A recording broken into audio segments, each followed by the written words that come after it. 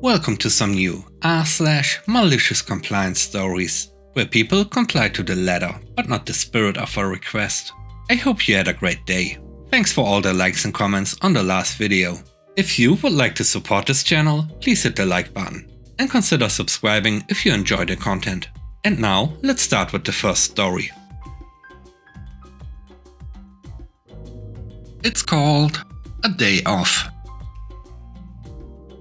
This past Monday was of course the day after the Super Bowl. My supervisor had a day off for his birthday, cause he was planning on partying a lot for the Super Bowl. He didn't want to come into work on his birthday after celebrating it and the Super Bowl. Well, Monday I requested the next week off and tried to get the lead man to sign off on it, since my supervisor was not here. I come in Tuesday and find out that because it was not signed by a supervisor, if I take Monday the 20th off, I will be given an occurrence for taking the day off and not notifying them 1 week prior, aka getting it signed on the 13th instead of the 14th, even though I did not have a supervisor in. However, the penalty for not showing up to work or calling out is an occurrence. So since he had not signed it yet, I asked for it back and threw it away. Grabbed a new sheet out and asked for the 21st to 24th.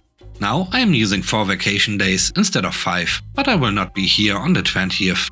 Instead, I will take the occurrence and will be a no call no show.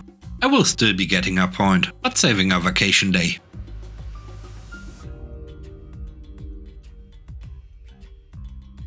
The next story is called It's the Law. 8 or 9 years ago, I was a baker at a popular fast food chain in my country. I have always been a model employee, so one day I was surprised the manager asked me into her office. She reprimanded me because I had taken a 45 minutes instead of 30 minutes break one day the previous week. I remembered that day. Indeed, I had taken more than 30 minutes, 31 minutes to be exact.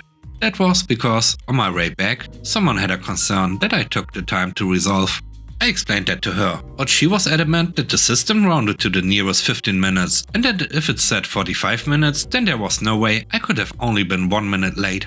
She made it clear that it was my fault and that the punch system is the law, since it can't lie. On my next shift, I looked into it. On the punch system, there's a way to see at what time you punched. I realized that the system was not rounding the amount of time you worked or were on break, but rather the time at which you punched. What happened that day was that I punched out at 10:22, rounding to 10:15, and got back 31 minutes later at 10:53, rounding to 11, hence the 45 minutes break. Now, in my position, I had the luxury of choosing when to go on break, as long as they didn't run out of anything during that time. From that day till the day I switched jobs a few months later, I made sure to go on break just after the cutoff and back just before the next one. For instance, punching out at 10:08, rounding to 10:15, and back in at 10:52, rounding to 10:45. I thus ended up with a 44-minute break that according to the system was only 30 minutes long. One time, a supervisor told me that it seemed like I was gone for a bit longer than usual.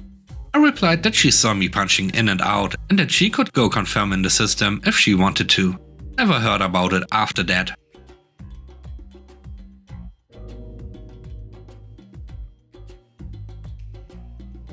The third story is called Personal Phones. I work in IT cybersecurity. My work has been on a big multi-factor authentication push to secure our systems better. As a result, basically, every system or software requires a phone to access it. Like many other places, my work does not supply phones to its workers unless they are sufficiently far up the leadership chain.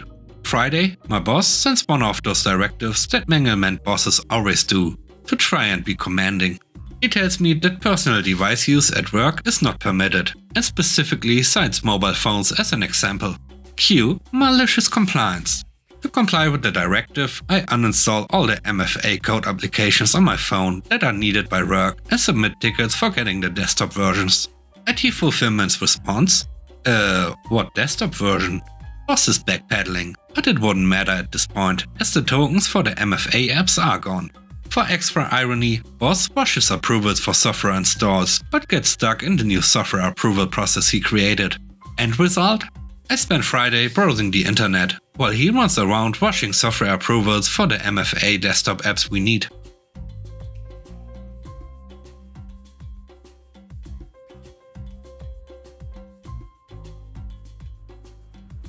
The last story is called Please Review. Several years ago, I briefly worked at a popular ring restaurant on its campus, so it's utter hell during football season.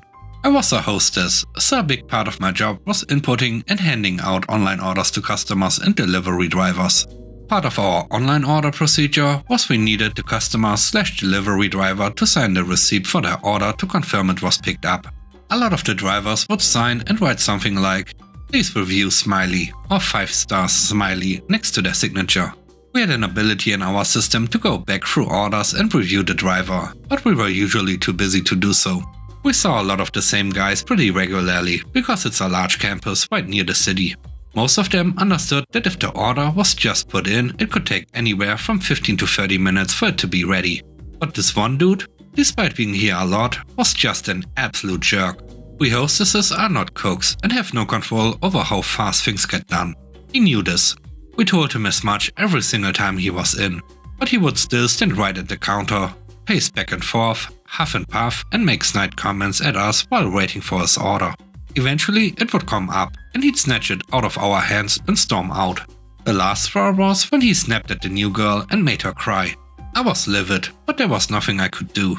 After he left, it got slow for a while. I was organizing delivery receipts when I realized how I could get back at him. As I said, he was a regular and was also one of those guys that would always write "Please review smiley" on their receipts. The receipts list the driver's name on them. After finding his name on the receipt, I went through our online order tablet. I found every single order as far back as it went and gave this jerk a 1-star review on every single order he ever picked up from us. You want a review? I'll give you an honest review. For those that haven't done delivery, your driver rating is based on an average from all customers who rate you. A single 1-star rating could take you from a 4.9, my average, to a 4.7 to 4.8 if you didn't have a lot of runs under your belt. I don't know about other apps, but I know the one I worked for required you to have a rating at a certain average to be allowed to continue driving. Several 1-star ratings could absolutely devastate someone's rating. Also, review bombing the driver has no impact on the customer. A couple of days later, he's back to pick up an order. Suddenly, he is now the kindest, politest and most patient delivery driver we've ever had. Strange. Wonder what gave him a change of heart. And with that, we end today's video. Let me know what you think about the stories. On a scale of 1 to 10, how would you rate the stories and today's video? I hope you enjoyed the video. If you like what I do and want to support me, please subscribe and hit the like button. I hope you have a great day. Stay safe. Bye bye.